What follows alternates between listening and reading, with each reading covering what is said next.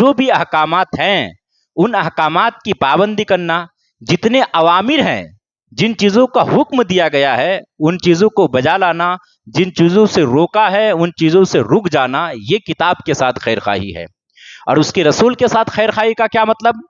اس کے رسول کے ساتھ خیر خواہی کا مطلب یہ ہے کہ اللہ کے رسول کی رسالت کا اقرار کرنا، دل سے ماننا، رسول پر جو کتاب نازل کی گئی اس کتاب پر ایمان لانا، اور ساتھ ہی ساتھ رسول نے جو باتیں بتائی، جیسا کہ قرآن نے کہا کہ ما آتاکم الرسول فخذوہ وما نہاکم عنہ فانتہوا، کہ رسول اللہ جو تمہیں دے ان چیزوں کو لے لو اور جن چیزوں سے روکے ان چیزوں سے رک جاؤ۔ یہ رسول اللہ کے ساتھ خیر خواہی کا مطلب ہے۔ اور جو یہ کہا گیا ہے کہ مسلمانوں کے اماموں کی خیر خواہی یعنی رہبروں کی خیر خواہی، رہنماؤں کی خیر خواہی، وہ کیا ہے کہ جہاں تک ان کی باتیں اسلام کے مطابق ہو، شریعت کے مطابق ہو، ان کی باتوں کو ماننا یہ ان کے ساتھ خیر خواہی ہے، یہ ان کی خیر خواہی ہے۔ اگر وہ خلاف شرع حکم دے تو پھر کسی کی بات نہیں مانی جائے گی، وہ چاہے کتنے بھی بڑے عالم ہو، اگر بات خلاف شرع ہو جا رہی ہے، وہ کتنے بھی بڑے قائد ہو، پھر اسلام نے ہمیں پابندی کا ہمیں پابند نہیں کیا ہے کہ ہمیں ایسی کی بات ماننی ہے۔ اگر خلاف شرع ہو جائے تو شریعت سب سے پہلے، جب تک ایک امام کی، ایک قائد کی، ایک رہبر کی، ایک رہنما کی بات اسلام کے مطابق ہے، شریعت کے مطابق ہے، اسلام نے خیر خواہی کا حکم یہ دیا ہے، خیر خواہی کا مطلب یہ بتایا کہ ان کی بات کو آپ مانیں، یہ ان کے ساتھ خیر خواہی ہے۔ عام مسلمانوں کے ساتھ خیر خواہی کیا ہے، یہ سب سے بڑا معاملہ ہے۔ میں کچھ باتیں آپ کے سامنے رکھوں گا، عام مسلمانوں کے ساتھ خیر خواہی۔ اس میں ہم لوگ بہت غلطی کر جاتے ہیں کہ عام مسلمانوں کے ساتھ خیر خواہی ہم کس طریقے سے کریں گے، یہاں ہم سب سے زیادہ پھنس کے رہ جاتے ہیں۔ دیکھیے، انسان دو حقوق میں گرفتار ہوتا ہے۔ انسان جب اس دنیا میں آتا ہے تو عمر کے تقاضے کے ساتھ ساتھ، عمر ہونے کے ساتھ ساتھ، جب کچھ عمر ہو جاتی ہے، 10 سال جب عمر ہو جائے تو انسان دو طرح کے حقوق کے ساتھ مکلف ہو جاتا ہے۔ انسان ایک حقوق اللہ اور دوسرے جو حقوق ہے وہ حقوق العباد۔ حقوق اللہ بھی سمجھ میں آ رہی، اللہ کے حقوق کو ادا کرنا۔ اللہ کے حقوق کیا ہے؟ وہ ہے اللہ تعالیٰ کی عبادت کرنا، جو ابھی ہم نے بتایا، اللہ تعالیٰ کی عبادت کرنا، اور اللہ تعالیٰ نے جن باتوں کا حکم دیا ہے، روزہ ہے، نماز ہے، حج ہے، زکوٰۃ ہے، ان چیزوں کو بجا لانا، یہ حقوق اللہ کو ادا کرنا ہے۔ یہ حقوق اللہ کو ادا کرنا ہے۔ اب حقوق اللہ کیوں ادا کرنا ہے، اللہ کے حقوق کو کیوں ادا کرنے ہیں، یہ بات جو سب کو سمجھ میں آتی ہے، وہ اس لیے ادا کرنے ہیں کیونکہ ہم اللہ کے بندے ہیں۔ اللہ نے ہم سب کو پیدا کیا، اللہ ہمارا خالق ہے، اللہ ہمارا مالک ہے، اللہ ہم کو رزق دیتا ہے، اللہ ہماری حفاظت فرماتا ہے، اللہ ہم کو جہاں سے بھی ہو رزق عطا فرماتا ہے۔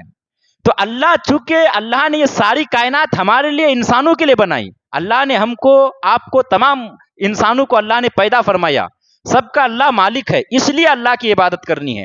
یہ حقوق اللہ کی ادائیگی ہے، یہ بات سمجھ میں آتی ہے۔ لیکن اب انسانوں کی ادائیگی، انسانوں کے حقوق کی کیسے ادائیگی کی جائے گی؟ دیکھیے، اگر آپ انسانوں کی سماج، سوسائٹی سے اگر باہر رہتے ہیں تب تو آپ سے زیادہ مطالبات نہیں ہیں۔ اگر آپ بالکل جنگل میں رہتے ہیں، اکیلے رہتے ہیں، کسی سے کوئی ناتا نہیں، ظاہر سی بات ہے جب کوئی آپ کے سامنے نہیں، کوئی آپ کے قریب نہیں، کوئی آپ کے آس نہیں، کوئی آپ کے پاس نہیں، تو آپ تکلیف کسے پہنچائیں گے؟ آپ دکھ کسے دیں گے؟ آپ کس کے ساتھ معافی اور مغفرت کی بات کریں گے؟ آپ کس کے ساتھ درگزری کا معاملہ آپ کا آئے گا؟ کسی کے ساتھ نہیں۔ جب آپ رہ ہی نہیں رہے انسانوں کے ساتھ، تو پھر انسانوں سے آپ کو یا آپ سے کسی انسان کو تکلیف پہنچے، یہ بہت بعید معاملہ ہے، بہت دور کا معاملہ ہے۔ تو اگر تو آپ جنگلوں میں رہتے ہیں پھر تو آپ بہت سیف ہے، بہت محفوظ ہے۔ لیکن اگر آپ سماج میں رہتے ہیں، سوسائٹی میں رہتے ہیں، انسانوں کے بیچ رہتے ہیں، تو پھر انسانوں کے بیچ رہنے کے جو آداب ہے، جو آداب زندگی ہے، جو آداب سماج ہے، جو اسلامک طریقہ ہے کہ اگر ہم مسلمانوں کے بیچ رہے تو اس کے لیے کیا معاملات ہے، ہمیں کن کن باتوں کا خیال رکھنا چاہیے۔ ہم بہت ساری باتیں ایسی ہے کہ ہم ایک مسلمان کو تکلیف دیتے ہیں پر ہمیں پتہ نہیں چلتا کہ ہم نے تکلیف دے دی ہے۔ بتائیے، حدیث پاک میں اگر مفہوم آپ کے سامنے رکھوں، حدیث کا مفہوم، اگر کوئی شخص، کسی مسلمان کے بارے میں، ایک مسلمان اگر دوسرے مسلمان کے بارے میں صرف ایسا اشارہ کرتا ہے کہ جو اشارہ کرنا اس کو ناگوار گزرے، خراب لگے، تو بتائے کہ یہ اشارہ کرنا بھی ناجائز ہے۔ اس سے بھی اگر مسلمان کو تکلیف پہنچ رہی تو ایسا اشارہ کرنا بھی ناجائز ہے، پر ہمیں پتہ ہی نہیں چلتا کہ ہم کہاں، کس طریقے سے کس مسلمان کو تکلیف دیتے ہیں۔ یہ بڑا معاملہ ہے۔ اگر ہم حقوق اللہ کے بعد حقوق العباد کی اگر بات کریں، دیکھیے، ایک بزرگ ہے، ان کا نام شیخ ابو طالب محمد ابن علی مکی، آپ کی کتاب قوت القلوب، آپ نے اس کتاب میں لکھا کہ زیادہ تر لوگ اپنے نہیں بلکہ دوسروں کے گناہ ہی کی وجہ سے دوزخ میں جائیں گے۔ کیا مطلب دوسروں کے گناہ؟ اس کا یہ مطلب نہیں کہ گناہ اور کوئی کرے گا دوزخ میں آپ جائیں گے، نہیں، مطلب یہ ہے کہ دوسروں کو تکلیف دینے کی وجہ سے، دوسروں کے ساتھ بد اخلاقی کرنے کی وجہ سے، دوسروں کے حقوق کی پامالی کرنے کی وجہ سے، دوسروں کے ساتھ دوسروں کو اذیت دینے کی وجہ سے، دوسروں کا احترام نہ کرنے کی وجہ سے، دوسروں کی چگلی کرنے کی وجہ سے، دوسروں کی غیبت کرنے کی وجہ سے، دوسروں کے حق کو دبانے کی وجہ سے، یہ مطلب ہے کہ اپنے کیے کی وجہ سے نہیں، اپنے نماز چھوڑ دیا، روزہ چھوڑ دیا، زکات چھوڑ دیا، یہ بھی معاملہ ہے، لیکن یہ بعد میں سب سے پہلے یہ آ جاتا ہے۔ اب میں ایک آپ کے سامنے، میرے امام، اس کو سمجھنے سے پہلے بات سمجھیے، میرے امام سیدی سرکار اعلیٰ حضرت نے ایک عبارت نوٹ کی، اور تقریباً مجھے جو یاد آ رہا ہے یہ مستدرک للحاکم سے یہ پورا واقعہ لیا گیا۔ آپ نے کہا کہ کل قیامت کے روز ویسے تو ہر آدمی کا نامہ اعمال ہوگا، ہر ایک انسان کا، وہ چاہے مسلمان ہو، کسی بھی دین دھرم سے تعلق رکھتا ہو، کسی بھی فرقہ سے تعلق رکھتا ہو، ہر انسان کا نامہ اعمال ہوگا اس کے ساتھ، ہر انسان کا، کہ اس نے دنیا میں کیا کمایا، کیا پایا، کیا یہاں سے حاصل کیا، اچھا برا کیا کیا، نیکی کی، گناہ کیا، کیا کیا، وہ تو اعمال ہر انسان کا نامہ اعمال ساتھ میں ہوگا۔ اس کے علاوہ 3 دفتر، 3 رجسٹر اور ہوں گے کل قیامت کے روز۔ ایک رجسٹر وہ ہوگا کہ جس میں مغفرت کی، بخشش کی کوئی گنجائش ہوگی نہیں، کوئی گنجائش نہیں ہوگی، ایک دفتر وہ ہوگا، ایک رجسٹر وہ ہوگا جس میں مغفرت کی کوئی گنجائش نہیں ہوگی، اس میں کسی طریقے سے کوئی بخشش کا کوئی معاملہ نہیں رہے گا، بالکل صاف اور کلیئر دفتر ہوگا، وہ کلیئر رجسٹر ہوگا کہ اس میں گنجائش والی کوئی بات ہے ہی نہیں مغفرت کی۔ وہ کون سا رجسٹر ہے؟ وہ کفر کا رجسٹر ہے، اس میں کسی کی نہ سنی جائے گی، نہ کسی کی مانی جائے گی، نہ کفر کے معاملے میں کسی کی کوئی سفارش قبول کی جائے گی، کچھ بھی نہیں۔ کفر کا جو رجسٹر ہے اس میں کوئی بخشش کا کوئی راستہ نہیں رہے گا، صرف جہنم ہے، ایک رجسٹر۔ دوسرا رجسٹر، یہ وہ رجسٹر ہے، دوسرا اور تیسرا رجسٹر آپ دیکھیں گے تو یہ مسلمانوں کے معاملات سے متعلق ہے۔ جی، دوسرا رجسٹر جو ہوگا، اللہ کو اس رجسٹر کا کچھ پرواہ نہیں ہوگا، اللہ کچھ اس رجسٹر سے متعلق پرواہ نہیں کرے گا۔ اب اللہ کو تو کسی چیز سے پرواہ نہیں ہے، کسی چیز کا پرواہ نہیں ہے، پر یہ کیوں کہا جا رہا ہے آپ سنیے تو آپ کو سمجھ میں آئے گا۔ دوسرا رجسٹر یہ اللہ کے درمیان اور بندوں کے درمیان جو معاملات ہے اس سے متعلق وہ رجسٹر ہوگا۔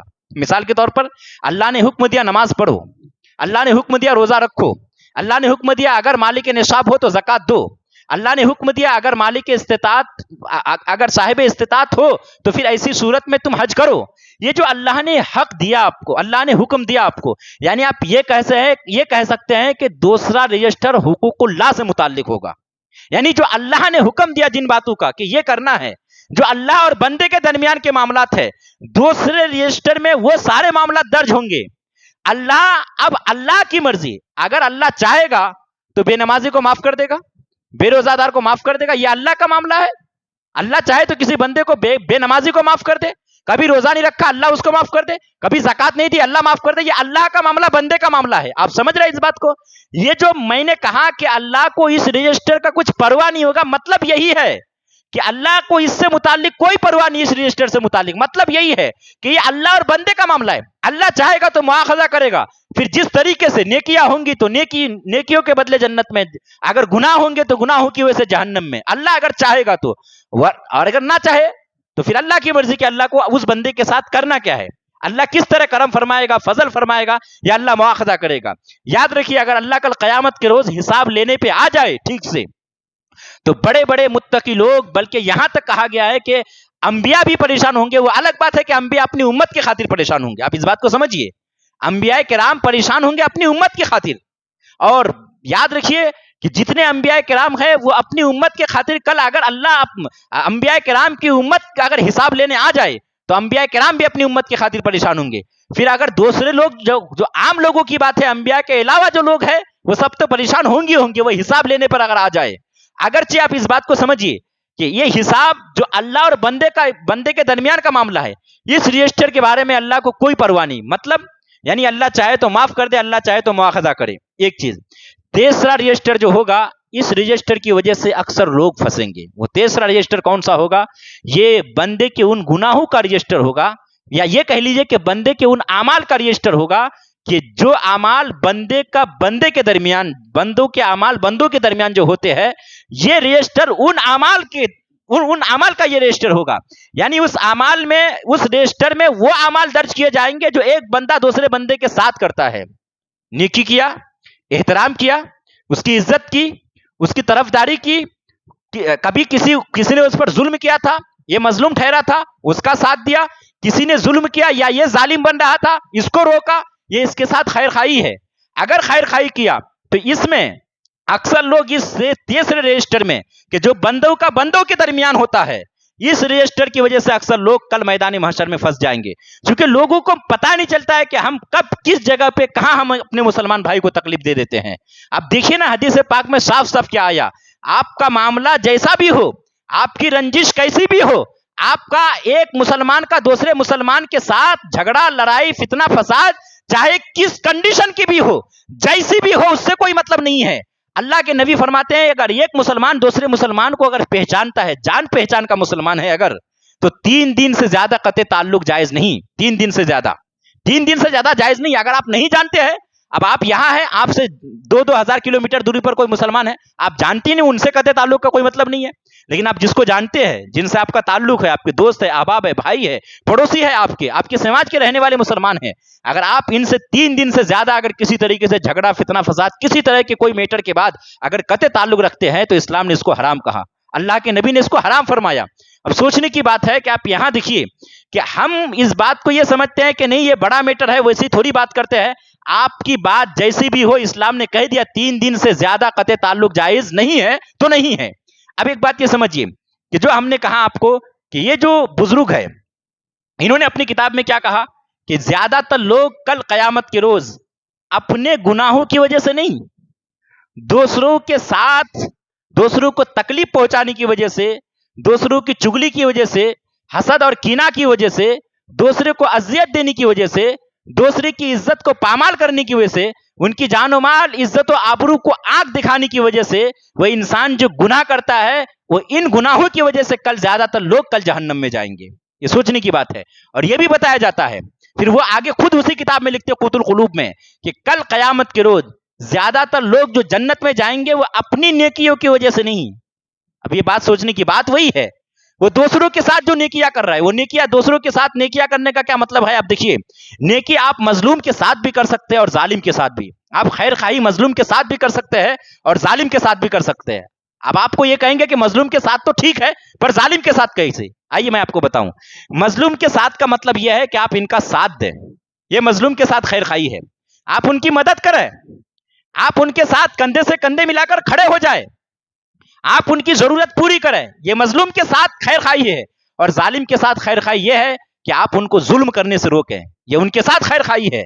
تو مطلب یہ ہے کہ اسلام نے کسی کے ساتھ بھی بدخواہی کی بات نہیں کی ہے، ہر ایک کے ساتھ خیر خواہی کرو. ظالم ہے تو اس کے ساتھ بھی خیر خواہی کرو، مظلوم ہے تو اس کے ساتھ بھی خیر خواہی کرو. لیکن ہم اس بات کو سمجھ نہیں پاتے ہیں کہ آخر اسلام نے خیر خواہی کا حکم دیا، اسلام اس طرح تاکید کے ساتھ کیوں، قرآن نے کیوں کہا ہے کہ جو مسلمان مرد عورت کو جو اذیت پہنچائے بغیر کیے تو پھر اس نے کھلا گناہ اپنے سر کر لیا. اس کی وجہ کیا ہے کہ آپ سمجھیے اس بات کو. ہم بہت سارے معاملات پہ ایک مسلمان دوسرے مسلمان کو تکلیف دے دیتے ہیں اور ہم سمجھتے ہیں کہ شاید نہیں، یہ ہم بہت سارے لوگ اس کو تکلیف جانتے ہی نہیں ہیں، مگر یہ کہ ایک مسلمان کو تکلیف پہنچ جاتی ہے. اور سب سے بڑی بات یہ ہے کہ چلو آپ کو نہیں معلوم ہے، سامنے والوں کو بھی اگر معلوم ہو بھی جائے تو بہت سارے لوگ یہ نہیں جانتے کہ یہ تکلیف دینا گناہ ہے کہ کیا ہے، اس کا بھی ہم کو حساب دینا ہے کہ نہیں. حدیث پاک کا ایک مفہوم میں بتاؤں، ایک جانور اگر کسی جانور کو یا انسان کو اگر مار دیا ہے نا، بغیر کسی مطلب کے سینگ مارا ہے اگر، تو کل قیامت کے روز اس کو بھی حساب دینا پڑے گا. یہاں شارحین نے، علماء نے ایک بات کہی کہ بھئی جانور تو مکلف نہیں ہے، ان سے تو کل کوئی حساب نہیں ہوگا. کہتے نہیں، ان سے حساب وہ مکلف بے شک نہیں ہے.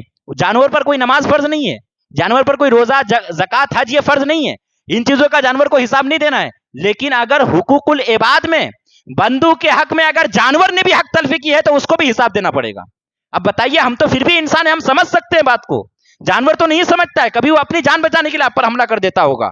لیکن یہ سوچنے کی بات ہے، ہم مسلمان ہیں پر ہم یہ نہیں سمجھ پاتے ہیں کہ اسلام نے ہم کو کیا کہا ہے، کن باتوں کا حکم دیا ہے، ہم کیسے ایک مسلمان کے ساتھ پیش آئے، ہم کس طریقے سے. حضور نے جو باتیں بتائی ہے، अलग मुख्तलिफ जगह पे अगर मैं आपको कहूँ, एक मुसलमान का दूसरे मुसलमान पर, हुजूर ने कहा जब मिले तो सलाम करे, फिर बाद में कलाम करे। हुजूर अलैहि सलाम ने कहा एक मुसलमान का दूसरे मुसलमान पर हक यह है कि सलाम करे। एक मुसलमान का दूसरे मुसलमान पर हक यह है कि जब वो बीमार हो जाए तो उनकी इयादत को जाए। एक मुसलमान का दूसरे मुसलमान के ऊपर हक यह है कि जब वो भूखा सोए तो उनको पूछ ले एक बार। अब समझिए ये जो बातें हैं, ये समाज में रहने के लिए हमको आपको पहले बताया हमने।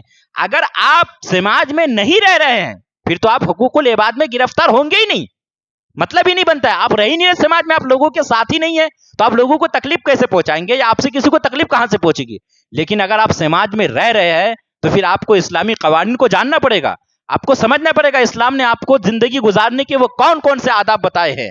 बहुत सारे मुसलमान नहीं समझते हैं और वो इस बात का एहसास भी नहीं कर पाते हैं कि हम एक मुसलमान भाई को तकलीफ पहुंचा चुके हैं, और वो समझते हैं कि हमने किसी को कोई तकलीफ नहीं पहुंचाई। याद रखिएगा, मैंने पिछले जुमा बताया था कि एक इंसान के लिए अगर वो इंसान बहुत कुछ करता है, नमाजी, मुत्तकी, तकवा, तहार सब कुछ है, लेकिन अगर वो बुराई करता है ना किसी की, तो उसका ये किसी की बुराई करना उसकी बुराई के लिए बहुत काफी है।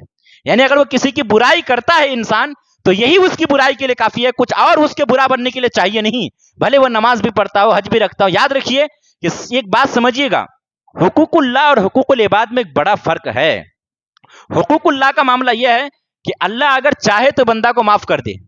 ये हमारा और आपका मसला नहीं है, ये उस बंदे का मसला है और अल्लाह का मसला है। ये अल्लाह चाहे तो आपको किसी को भी अल्लाह माफ कर दे, ये अल्लाह का मामला है। लेकिन जो हुकूकुल्लाह का मसला, जो हुकूकुल इबाद का मसला है, एक मुसलमान का दूसरे मुसलमान से जो हुकूक मुताल्लिक होते हैं, इसके बारे में मेरे इमाम सईदी सरकार आला हजरत लिखते हैं कि ये अल्लाह का बड़ा फजल है। देखिए, अल्लाह जैसे हमारी जान का मालिक है, अल्लाह ने हमको पैदा किया, वैसे हमारे हुकूक का भी अल्लाह मालिक है। अगर अल्लाह चाहे तो अल्लाह अपना हक भी माफ कर सकता है एक बंदे को, और हमारा हक भी, जो हमारे हुकूक है, वो भी अल्लाह माफ कर सकता है। आप समझ रहे हैं इस बात को? यानी अल्लाह अपना हक माफ कर ही सकता है बंदे को। फिर अल्लाह के कुरान पाक का मफहूम मैं आपके बताऊं, अल्लाह के अलावा बख्शने वाला है कौन? ये कुरान पाक का एक मफहूम है कि अल्लाह के अलावा कौन बख्शेगा आखिर। तो जो हुकूकुल्लाह की अगर कोई बंदा पामाली करता है तो बेशक अल्लाह ही बख्शेगा, बेशक अल्लाह ही बख्शेगा। लेकिन एक बात यह भी है कि जो हमारे हुकूक है, हमारी जान कौन मालिक है? अल्लाह मालिक है। हमको पैदा किसने किया? अल्लाह ने किया। तो अल्लाह, अगर अल्लाह ने हमको पैदा किया, हमारी जान का खालिक अल्लाह, हमारी जान का मालिक अल्लाह, तो हमारे हुकूक का भी मालिक अल्लाह ही है ना।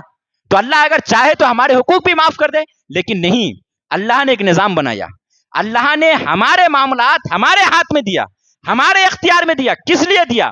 ताकि कोई मजलूम ये ना कहने पाए ऐ मौला हमारे हुकूक कहाँ है। कोई मजलूम ये ना कहे, मजलूम को भी एक वकार के साथ जिंदगी जीने का मजा आए, मजलूम भी एक वकार के साथ जिंदगी गुजारे। अल्लाह ने इसीलिए मुसलमानों को ये अपना हक दिया है, हर मुसलमान को। अगर कोई आदमी अमीर है तो उनको भी हक दिया है, कोई गरीब है तो उनको भी हक दिया है। अब ये नहीं कि अगर कोई अमीर किसी को हकीर जाने, कोई मालदार अगर किसी गरीब को हकीर जाने, कोई अमीर अगर किसी फकीर को हकीर जाने, तो कुरान, तो हदीस पाक का मफहूम यह है कि उसने उसके साथ गलत किया, बल्कि कुरान इसको इस्लाम ने नापसंद फरमाया है, इसको गुनाह का नाम दिया गया है। इससे इस्लाम ने मना किया है कि ना आपस में हसद करो, ना आपस में बुग़्ज़ रखो, ना कोई अमीर किसी गरीब को हकीर जाने, ये इस्लाम ने हुक्म दिया है। अब ये बात सोचने की है कि हम कहां कहां पे फिसल जाते हैं, हम कहां कहां गलती करते हैं। याद रखिए, अगर कोई मुसलमान किसी मुसलमान का दिल दुखाता है, चुगली करके, गिबत करके, उनकी इज्जत को पामाल करके, मजाक उड़ाकर, ऐब ढूंढकर, ऐब निकालकर, उनके पर्दे की कोई बात बाहर फैलाकर अगर किसी मुसलमान को तकलीफ पहुंचाता है, फिर उसके बाद अगर वो हज को भी जाता है, नमाज भी पढ़ता है, रोजा भी रखता है, ज़कात भी देता है, नमाज पढ़ाता भी है, 5 टाइम नमाज पढ़ता है, तहज्जुद भी पढ़ता है, लेकिन अगर मुसलमान का उसने किसी मुसलमान को तकलीफ पहुंचाई, अगर वो मुसलमान नाराज है, तो समझो ये तुम्हारे तमाम अमाल, तुम्हारे तमाम मामलात मुअल्लक रहेंगे, ये तमाम लटके हुए रहेंगे। अल्लाह ने निजाम ऐसा बनाया है कि अगर तुमने किसी मुसलमान को तकलीफ पहुंचाई है तो तुम लाख अल्लाह की बारगाह में तौबा कर लो, अल्लाह उस वक्त तक माफ नहीं करेगा जब तक कि तुम उस मुसलमान से माफी नहीं मांगोगे जिसको तुमने तकलीफ पहुंचाई है। ये सोचने की बात है। इस्लाम ने एक अच्छा अनोखा कि आपस में इस मुसलमान समाज में इंसान जिंदगी कैसे गुजारे, ये कितना अच्छा निजाम और सिस्टम बनाया। एक इंसान के हुकूक दूसरे इंसान के इख्तियार में कर दिया। ऐसा नहीं है कि तमाम मामला अल्लाह ने अपने यहाँ पे नहीं, कुछ चीजें अल्लाह ने अपने जिम्मे करम से हटा के इंसान को बना दिया मुख्तार कि तुम्हारे मामला तुम्हारे हाथ में है। तुम चाहो तो अगर तुमको किसी ने तकलीफ पहुंचाई तुम माफ कर दो तो मैं माफ कर दूंगा, तुम माफ नहीं करोगे तो मैं भी माफ नहीं करूंगा। ये निजाम जो अल्लाह ने बनाया है ये बहुत उम्दा और एक एतबार से निजाम समाज और सोसाइटी के निजाम को बरकरार रखने के लिए एक बहुत पाकीज़ा निजाम है। अब बहुत सारे लोग ये समझते हैं अगर आपने किसी की जमीन हड़प ली, अगर आपने किसी की दुकान, खेत खलियान, मकान कुछ भी आपने हड़प लिया, नाजायज कब्जा कर लिया, फिर उसके बाद आप चाहे जितनी भी नमाजें पढ़ लें, जितनी भी तौबा कर ले, आपकी ये तौबा किसी काम की नहीं जब तक कि आप उस मुसलमान से माफी ना मांगे जिसको आपने तकलीफ पहुंचाई है, जिसकी आपने जमीन हड़पी है, जिसका आपने हक मारा है। जब तक आप उस मुसलमान से माफी नहीं मांगते हैं, जब तक वो मुसलमान आपको माफ नहीं करता है, तब तक आप लाख तौबा कर लीजिए, आपकी तौबा का कोई मेयार नहीं, उसकी कोई हैसियत नहीं है। ये सोचने की बात है। बहुत सारे लोग ये समझते हैं कि चुगली करने के बाद समझते हैं हम अल्लाह की बारगाह में माफी कर लेंगे। ना, अल्लाह ने निजाम बनाया है कि जिसकी तुमने चुगली की पहले उनसे माफी मांगो, वो माफ कर दे तो फिर उसके बाद जो है मेरी तरफ से भी माफी है। ये अल्लाह ने निजाम बनाया है। तुमने किसी की गीबत की, किसी का दिल दुखाया, किसी की जासूसी की, किसी को तकलीफ पहुंचाई किसी तरीके से भी, तकलीफ मजाक में भी पहुंच सकती है। ऐसा नहीं है कि सिर्फ जानबूझ करके, इंसान कभी मजाक में भी ऐसी बात कर जाता है कि इंसान को तकलीफ पहुंच जाती है। तो ये चीजें हैं, इनको समझने की जरूरत है। हम मुसलमान हैं, हम समझते हैं कि शायद सिर्फ दीन में नमाज, रोजा, हज, ज़कात यही बातें बताई गई। नहीं, इस्लाम ने आपको वो तमाम मामला बताए हैं कि देखिए ना, एक इंसान दुनिया में नहीं आया है, अभी दुनिया में आया नहीं है, अभी आया भी नहीं। अभी एक लड़का एक लड़की की शादी होती है, ये निकाह क्यों होता है कि जो लड़का आएगा, जो औलाद आएगी इन दोनों की नस्ल से, उसका ये दुनिया में आना जायज और हलाल हो। अब देखिए, मतलब इस सिस्टम को समझिए, इस निजाम को, निजाम इस्लाम देखिए आप, एक लड़का एक लड़की, इसकी शादी हो रही है किस लिए कि जो औलाद आने वाली जो नस्ल है वो नस्ल हलाल हो, वो नस्ल पाकीज़ा हो। यानी हुकूक आपके पैदा आने से पहले वो कुछ निजाम बनाया है इस्लाम ने कि आप दुनिया में आए तो आपके आने का अंदाज ऐसा हो कि कोई आपको गाली ना दे। एक सिस्टम बना, एक निजाम बना। इस्लाम को समझो तो सही। पैदा होने के बाद आपके लिए हुकूक बनाए, माँ बाप को जरूरी कर दिया कि अब आप इनकी खिदमत करें, अगरचे बाद में आपके ऊपर जरूरी किया गया कि अब आप माँ बाप की खिदमत करें। अब कोई माँ कोई बाप अपनी औलाद को वैसे तो नहीं छोड़ देता ना, कोई भी नहीं छोड़ता। इसके बाद आप जू बड़े होते हैं, इस्लाम आपके लिए सोचता है। बात यही तक नहीं, आपकी जिंदगी के उठने बैठने से लेकर चलने फिरने, खाने पीने, एक दूसरे के साथ मिलने जुलने, हर मामलात की इस्लाम ने रहनुमाई की। उसका कुछ निजाम, कुछ कवानीन, कुछ रूल, कुछ रेगुलेशन बनाए। इसके बावजूद भी आप इस दुनिया से चले जाते हैं, यही बात बंद नहीं हो जाती है, मामला यहाँ पे बस नहीं हो जाता। इस्लाम आपका पीछा छोड़ता नहीं है। इस्लाम आपको यूं अकेला तनहा नहीं छोड़ता। आपने जो कमाया, जो आप जायदाद छोड़ के गए, अब आप कब्र में चले गए, आपकी हड्डियां सड़ गल गई होंगी, आप अपने मामला पे होंगे, लेकिन इस्लाम का आपके तय अब भी आपकी रहनुमाई है। आपके लिए इस्लाम की रहनुमाई अब भी है। अब आपकी जायदाद है, आपकी बेटी को कितना मिलेगा, आपके बेटे को कितना मिलेगा, आपके और दूसरे रिश्तेदार को कितना मिलेगा, बीवी को कितना मिलेगा, माँ को कितना मिलेगा। अब देखिए ना, आपकी पैदाइश से लेकर आप कब्र में चले गए, आपकी हड्डियां सरगल जाती है, फिर भी आपसे मुतालिक इस्लाम के कवानीन अब भी जारी है। आप समझ रहे, इस्लाम वो मजहब है कि इंसान की पैदाइश से लेकर मौत तक हर एक बात की इस्लाम ने रहनुमाई की है। बस कमी इस बात की है कि हम इस्लाम से नाआशना है, हम करीब नहीं होना चाहते दीन से, हम दीन सीखना नहीं चाहते, हम समझना नहीं चाहते हैं। आप करीब तो आइए, आप समझे तो सही, आप पढ़े तो सही, आप उलमा के पास बैठे तो सही, आप एक बार कोशिश तो करें कि हमको दीन सीखना है, तो फिर आपको समझ में आएगा कि इस्लाम ने आपके हर मामलात पर रहनुमाई की है और हर जगह आपको, हर कदम पे आपको जीने का तरीका बताया है। आपको खाने पीने से लेकर कमाने का जाने तक, आप खर्च करने तक, हर एक चीज का अल्लाह और उसके रसूल ने आपके लिए हदबंदी की है। तो इस्लाम वो पाकीज़ा मुहज़्ज़ब मजहब है। इसलिए कोशिश ये होनी चाहिए कि हम जो जिंदगी गुजारे, हम इस्लाम के तरीके पर जिंदगी गुजारे। याद रखिएगा कि इस्लाम जो आज यहां तक पहुंचा है, आज जो 1.5 अरब से करीबन 1.5 अरब से जायद जो आज पूरी दुनिया में मुसलमानों की आबादी है, सिर्फ और सिर्फ इससे बढ़कर, इससे बड़ा कोई जो मजहब नहीं है। इसकी वजह सिर्फ और सिर्फ यही है, सिर्फ और सिर्फ यही है कि जो इस्लाम के अखलाकी मामलात है, जो तौर तरीके जिंदगी के, ये बहुत सब इस्लाम सिर्फ और सिर्फ अखलाक से फैले हैं। आप इस बात को समझिए, इस्लाम जो फैला है वो अखलाक से। इस बात को अगर मुसलमान जान ले, मुसलमान अगर अपने किरदार, अपने आमाल, अपने अफाल ये अगर दुरुस्त कर ले, تو نہ کبھی مسلمانوں کو ذبح علی کا شکار ہونا پڑے، نہ کبھی اسلام کو کسی طریقے سے. یاد رکھیے بھلے مسلمان کبھی کسی زمانے میں ذبح علی کا شکار ہو بھی جائے، مسلمان گریں گے بھی، پڑیں گے بھی، اٹھیں گے بھی، چلیں گے بھی، دوڑیں گے ہی، مگر اسلام کی جو شان ہے، جو اسلام کی چمک ہے، جو اسلام کی آن جو بان ہے، وہ ہمیشہ تور و تازگی کے ساتھ رہے گی. اسلام کی شان اور شوکت میں کبھی نہ کبھی کسی طرح کمی آئی تھی، نہ کبھی انشاءاللہ آئے گی. ضرورت اس بات کی ہے کہ جو اپنے آپ کو اسلام سے جڑا ہوا کہتا ہے، اس شخص کو ضرورت اس بات کی ہے کہ وہ زندگی اس اسلام کے مطابق گزارے، وہ جس کا دعوے دار ہے. اس چیز کی ضرورت ہے. اللہ ہم سب کو مسلمانوں کے ساتھ ایک دوسرے کے ساتھ حسن سلوک کے ساتھ زندگی گزارنے، ایک دوسرے کے ساتھ ادب اور احترام کے ساتھ پیش آنے، ایک دوسرے کے حقوق اور ان کے حقوق کی پاسداری کی اللہ ہم سب کو توفیق عطا فرمائے. بولنے میں کسی طرح کی کوئی لغزش ہوئی ہو، استغفار کریں. استغفر اللہ ربی من کل ذنب و اتوب الیہ وما علینا الا البلاغ.